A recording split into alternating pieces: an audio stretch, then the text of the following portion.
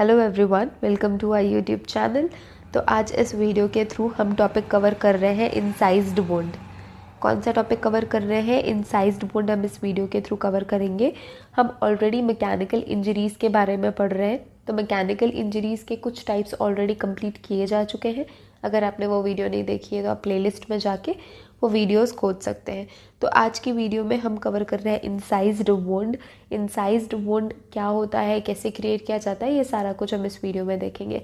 इसके अलावा incised wound and laceration wound में डिफरेंस देखेंगे नेक्स्ट वीडियो में, क्योंकि कुछ सिमिलैरिटीज़ भी होती है, कुछ डिफरेंसेस भी होते हैं। तो basic similarity and basic differences आपको पता होनी चाहिए इंसाइज्ड वुंड एंड लैसरेशन में, ताकि आपको कभी अगर डिफ्रेंशिएट करने वाला क्वेश्चन आया तो आप वो इजीली कर सकें।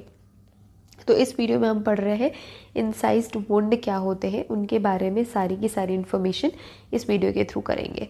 तो इंसाइज्ड वुंड शुरू करते हैं। इंसाइज्ड वुंड क्या होता है? An incised wound is an injury, of course ये एक इंजरी है। तो an incised wound is an injury caused by a weapon with sharp cutting edge when it drawn across the skin. तो sharp cutting edges होते हैं इसके, जो भी वेपन, इसके नहीं होते। इंसाइज्ड वुंड कैसे क्रिएट होते हैं? जब कोई शार्प कटिंग एज वाले जो वेपन्स होते हैं उनको यूज़ करके इंजरी का क्रिएशन किया गया हो, तब वो जो इंजरीज होती है वो इंसाइज्ड वुंड होती है।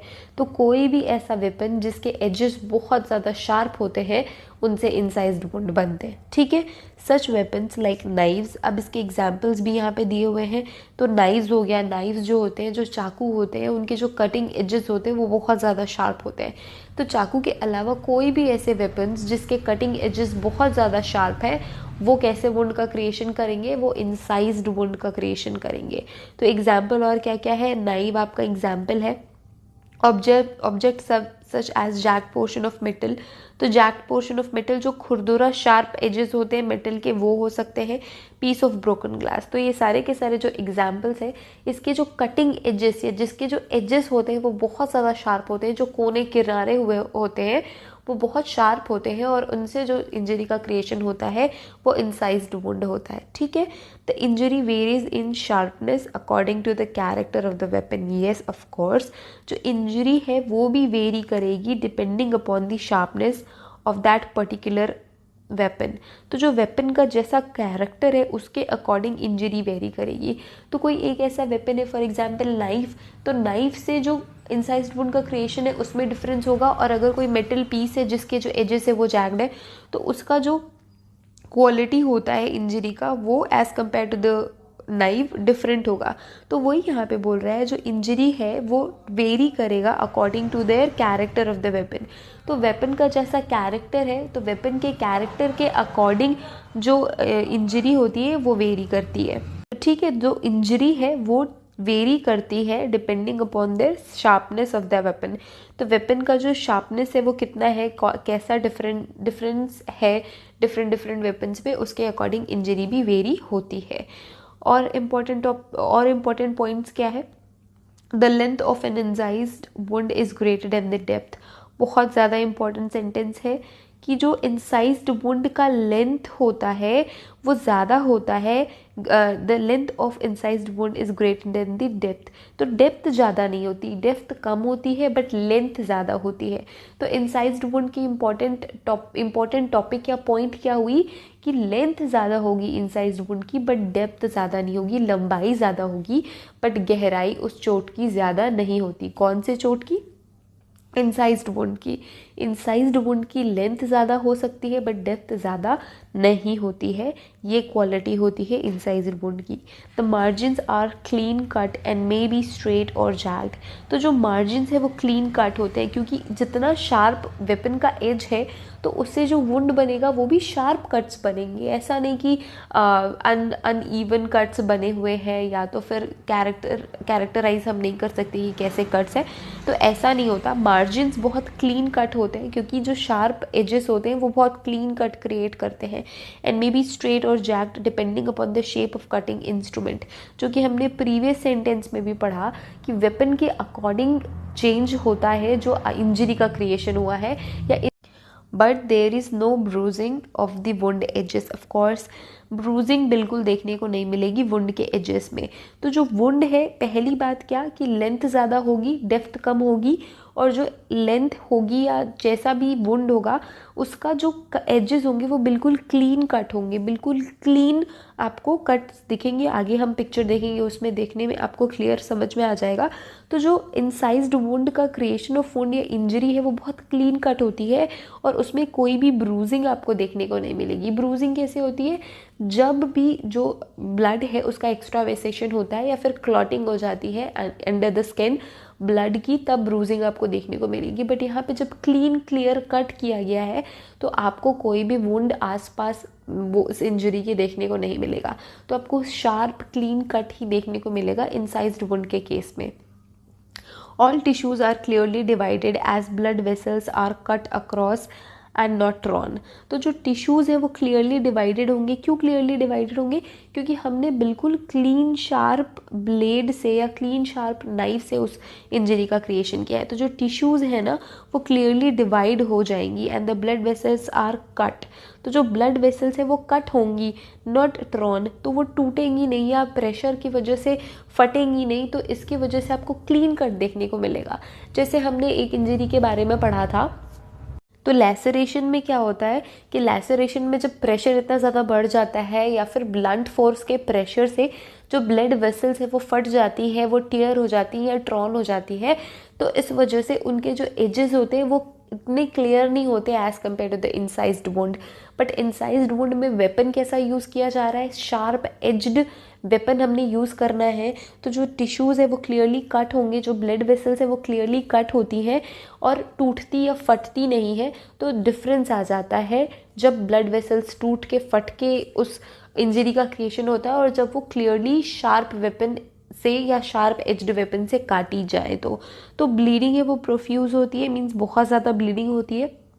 जब ब्लड वेसल्स क्लियरली कट करी जाएंगी तो ऑफ कोर्स ब्लीडिंग ज़्यादा होगी as compare to the other wounds. अगर हम कंपेयर करें लैसरेशन से, तो लैसरेशन में कम ब्लीडिंग होगी as compare to the incised wound. Incised wound कैसे क्रिएट होता है?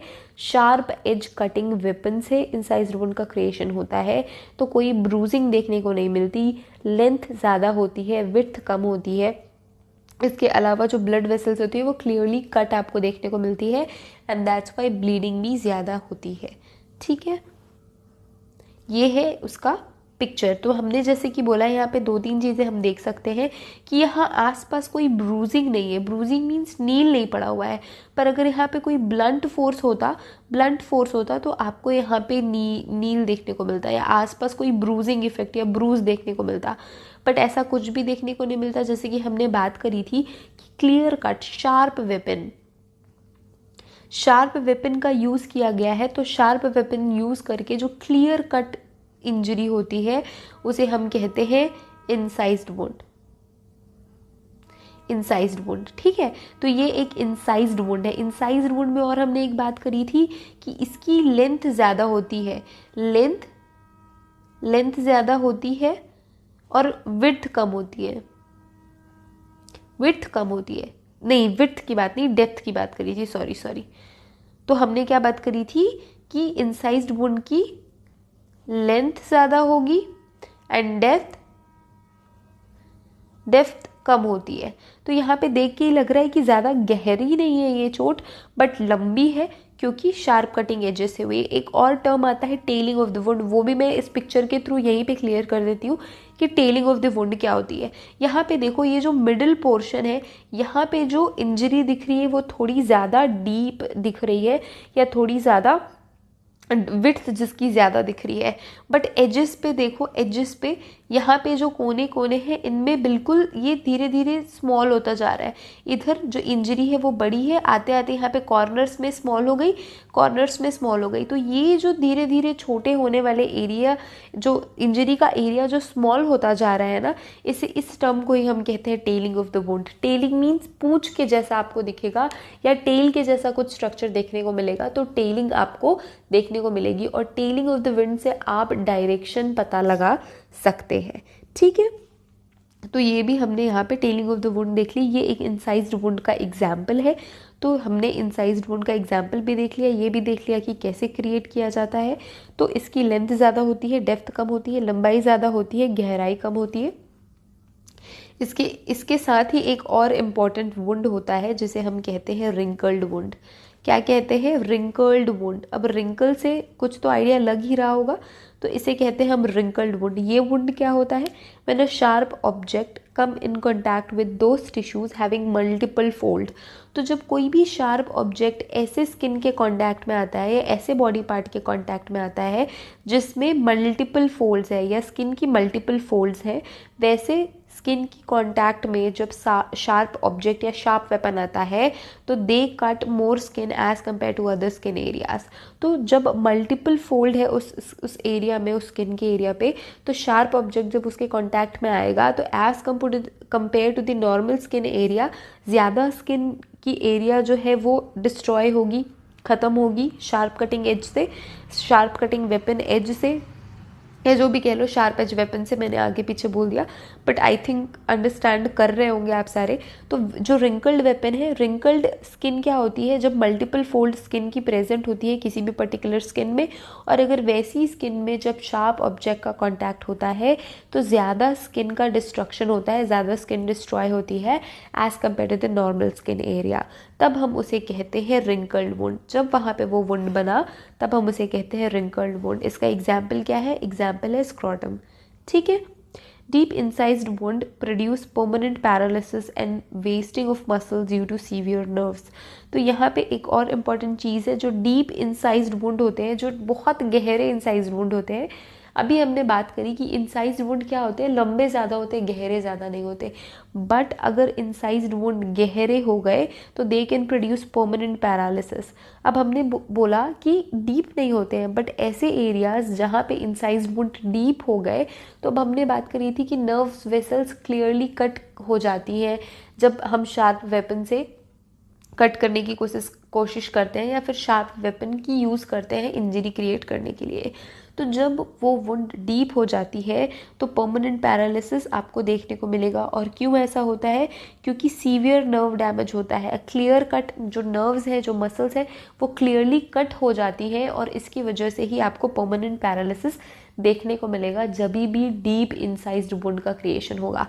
तो जितना डीप वो वुंड होगा उतनी ही ब्लड वेसल्स ख़त्म होंगी, उतने ही नर्व्स खराब होंगे, नर्व्स का डिस्ट्रक्शन होगा और इसकी वजह से परमानेंट पैरालिसिस की कंडीशन आपको देखने को मिल सकती है in deep incised wound. Tailing of the wound show the direction of injury. मैंने अभी बताया टेलिंग ऑफ द वुंड क्या होती है। जैसे कि यहाँ से उस शार्प वेपन को किसी पर्सन ने स्किन के अगेंस्ट चलाया, तो यहाँ से मैंने चलाया। अब इधर अगर मैं राइट हैंड साइड अगर मैं बात करूँ, अगर मैंने स्टार्ट यहाँ से किया, मैंने इस पॉइंट से स्टार्ट किया वेपन चलाना इन द स्किन, और मैं ऐसे आगे लेके जा रही हूँ, तो धीरे धीरे धीरे धीरे ये इधर टेलिंग हो जाएगी। टेलिंग मैंने बताया था कि एरिया कम होने लग जाएगा, तो ये हो जाएगी टेलिंग। और इसकी वजह से ही डायरेक्शन का पता चलता है कि इस एरिया से इधर वेपन का डायरेक्शन हुआ है। वेपन का जो डायरेक्शन था अबव एरिया से नीचे की ओर आया है, जैसे कि मैंने अभी बनाया था। आई थिंक ये क्लियर होगा कि टेलिंग ऑफ द वुंड क्या होती है। नेक्स्ट हेजिटेशन कट की बात करेंगे। हेजिटेशन कट क्या होता है? हेजिटेशन का मीनिंग सबको पता होगा। तो हेजिटेशन कट्स क्या होते हैं? हेजिटेशन कट्स आपको देखने को मिलेंगे कभी भी पर्सन कोई सुसाइडल अटेम्प्ट या सुसाइड किया हुआ हो जिसने, तो सुसाइडल अटेम्प्ट्स में हेजिटेशन कट्स आपको देखने को मिलेंगे। Hesitation cuts are inflicted by a person wanting to suicide. तो जो पर्सन सुसाइड करना चाहता है वही हेजिटेशन कट को इन्फ्लिक्ट कर सकता है, क्रिएट कर सकता है। That person usually make primary cuts before gathering sufficient courage to make the final deeper cut. तो जो पर्सन सुसाइड करना चाहता है वो डीप कट क्रिएट करने से पहले मल्टीपल टाइम्स प्राइमरी कट करता है, ताकि उसको वो जो करेज चाहिए टू अटेम्प्ट दैट सुसाइड वो मिल सके। तो हमेशा ऐसा नहीं होता कि हिम्मत पूरी तरीके से पहले रहती है। तो जितनी हिम्मत जब तक नहीं मिल पा रही है तब तक हेजिटेशन कट्स या प्राइमरी कट्स वो पर्सन करता है। जब उसे उतनी करेज मिल जाती है, उतनी हिम्मत मिल जाती है, तब जाके वो डीपर कट करता है। तो डीपर कट करने के पहले या डीप कट के आसपास आपको हेजिटेशन कट्स देखने को मिलेंगे, जिसे हम कहते हैं प्राइमरी कट्स, या वो कट्स जो वो अच्छे से करेज गैदर करके नहीं कर पा रहा है, तो उसे हम कहते हैं hesitation cuts. The primary cuts also known as tentative cuts, इन्हें और किन नाम से जानते हैं? टेंटेटिव कट्स भी कहते हैं। And generally they are small, multiple and superficial, somewhat parallel.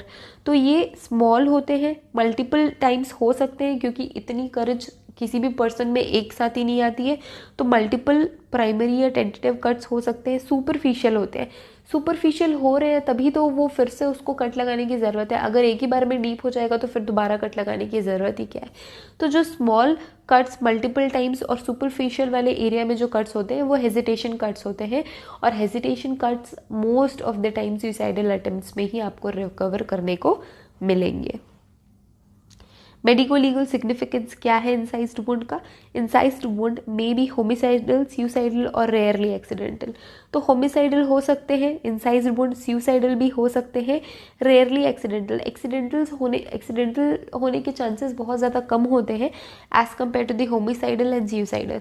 तो इंसाइज्ड वुंड एक्सीडेंट के केस में रेयर होते हैं, रेयरली इम्पॉसिबल तो कोई भी चीज़ नहीं है, पॉसिबिलिटी इसमें भी कुछ परसेंटेज की होती है। But if we compare to the other suicidal and homicidal, yes, suicidal अगर होमिसाइडल से कंपेयर करें तो एक्सीडेंटल इंसाइज्ड वुंड होने की आशंका या संभावना कम है। ठीक है, incised wound may be homicidal, suicidal and more rarely accidental. Identification being based upon the situation, character and circumstances. तो आइडेंटिफिकेशन किसके बेसिस पे करते हैं? सिचुएशन क्या है, पर्सन का कैरेक्टर या सिचुएशन के अकॉर्डिंग कैरेक्टर कैसा है, और सर्कमस्टेंसेस क्या है। तो इन तीन चीज़ों के बेसिस पे आइडेंटिफिकेशन किया जाता है। होमिसाइडल में क्या होता है? होमिसाइडल में विदाउट हेजिटेशन कट, आपको हेजिटेशन कट देखने को नहीं मिलता। जनरली वो जो नस काटते हैं ना लोग, जो बहुत यंग पीपल भी कर बैठते हैं, या फिर ऐसा कुछ सिर्फ यंग पीपल के लिए डेडिकेटेड नहीं है, जो मोस्ट ऑफ द पीपल है जो नस काटते हैं या नस काटने का जिनका सुसाइडल अटेम्प्ट में नस काट के सुसाइड करेंगे ऐसा होता है, तो उनमें आपको इंसाइज्ड वुंड देखने को मिलेगा। जनरली शार्प वेपन या शार्प एज की कोई चीज़, ब्रोकन ग्लास पीस, ब्लेड या नाइफ, इन सारी चीज़ों का यूज़ किया जाता है। तो होमिसाइडल केसेस में क्या होता है? हेजिटेशन कट नहीं होता। होमिसाइडल केसेस में भी ब्लड वगैरह यूज़ किया जाता है, ब्लेड वगैरह यूज़ किया जाता है। अरे वो क्या था, मिर्ज़ापुर 1 में वो उसका फ्रेंड था ना, कंपाउंडर, तो उसके पास एक शार्प वेपन था, उसे क्या कहते हैं मुझे याद नहीं आ रहा है, बट एक शार्प वेपन था जो कि वही यूज़ करता था। तो उसका जो कैरेक्टर है वो पूछता था कि तुम गन यूज़ क्यों नहीं करते, तो उसने कुछ इस तरीके का, मुझे ढंग से याद नहीं है, उसने बोला था कि इससे ईजी होता है उसे, या उसे अच्छा लगता है या जो भी। तो होमिसाइडल के केसेस में भी शार्प एज के वेपन यूज़ किए जाते हैं, बट उसमें क्या होता है, कोई हेजिटेशन कट नहीं होता। अगर किसी को इंटेंशनली मारना है शार्प एज वेपन से, तो हेजिटेशन कट्स कोई लगा के नहीं बैठा होता, उसने ऑलरेडी इतना करेज गैदर कर लिया होता है कि हेजिटेशन कट के बिना ही वो एक परमानेंट डीप कट करता है, या फिर मल्टीपल टाइम्स डीप कट होते हैं। तो हेजिटेशन कट्स कैसे होते हैं? मैंने बोला था स्मॉल होते हैं, सुपरफिशियल होते हैं और मल्टीपल टाइम्स होते हैं। बट होमिसाइडल के केसेस में आपको हेजिटेशन कट्स देखने को नहीं मिलेंगे। सुसाइड के केसेस में क्या होता है? Hesitation cuts are present. तो सुसाइडल में हेजिटेशन कट्स बहुत इंपॉर्टेंट पॉइंट होते हैं कि हेजिटेशन कट्स देखने को ही मिलते हैं। Seen in accessible part of the body, वो एरियाज़, वो बॉडी पार्ट जहाँ पे आप एसेसिबल हैं, उन एरियाज़ में ही आप इंजरी इन्फ्लिक्ट करके मरना चाहेंगे। अब ऐसा तो है नहीं कि वो बॉडी एरियाज़ जो मैं अपने खुद के हाथों से एसेस नहीं कर सकती, वहाँ पे मैं इंजरी क्रिएट करके सुसाइड करना पसंद करूँ। तो सुसाइडल केसेस में हमेशा एसेसिबल बॉडी पार्ट्स या बहुत ऐसे सेंसिटिव बॉडी पार्ट्स जो हमारे एसेस में हैं, जिनमें पेन कम होगा या जिसमें तकलीफ कम होगी, वो सारे एरियाज ही सेलेक्ट किए जाते हैं इन केस ऑफ सुसाइड्स। ठीक है, एक्सीडेंटल, जैसे मैंने बोला कुछ भी चीज़ इम्पॉसिबल नहीं है, तो एक्सीडेंटल भी हो सकते हैं incised wound caused by accidentally falling on the broken glass bottles और टम्बलर्स। तो ऐसे कोई भी शार्प कटिंग एज वाले वेपन पे या कोई भी ऐसी चीज़ जिसके एजेस बहुत ज़्यादा शार्प है, अगर एक्सीडेंटली कोई बंदा उस पर गिर जाता है या पर्सन उस पर गिर जाता है तो ऐसे इंजरीज़ का क्रिएशन हो सकता है या तो फिर वो पर्सन मर भी सकता है। इसका ये इम्पॉर्टेंट पॉइंट रहता है कि ये जो होते हैं नेचर में इरेगुलर होते हैं, क्योंकि एक्सीडेंटली हुआ है तो बिल्कुल डिफाइंड तो होगा नहीं, इरेगुलर होता है, तो इसका नेचर ज़रा सा इरेगुलर होता है। इसके अलावा एक और टर्म आता है चॉप वुंड। चॉप वुंड क्या होता है? It is caused by moderately sharp splitting edge. तो बहुत ज़्यादा शार्प नहीं होते, मॉडरेटली शार्प होते हैं, and fairly heavy weapon like axe cleaver etcetera. तो ऐसे वेपन जो कि शार्प तो होते हैं बट हैवी भी होते हैं, शार्प होते हैं, हैवी होते हैं, और बहुत ज़्यादा शार्प नहीं होते, मॉडरेट लेवल पे शार्प होते हैं। अब उन वेपन्स के थ्रू कोई भी वुंड का क्रिएशन होता है, इंजरी का क्रिएशन होता है, उसे हम कहते हैं चॉप वुंड। ठीक है, तो इंसाइज्ड वुंड में ये सारी इंपॉर्टेंट पॉइंट्स थे जो कि हमने कवर कर लिए। तो इंसाइज्ड वुंड अभी कवर हो चुका है। ये यहाँ पे इंसाइज्ड वुंड की मैंने फोटोग्राफ लगा दिए, तो यहाँ आप फिर से देख सकते हैं।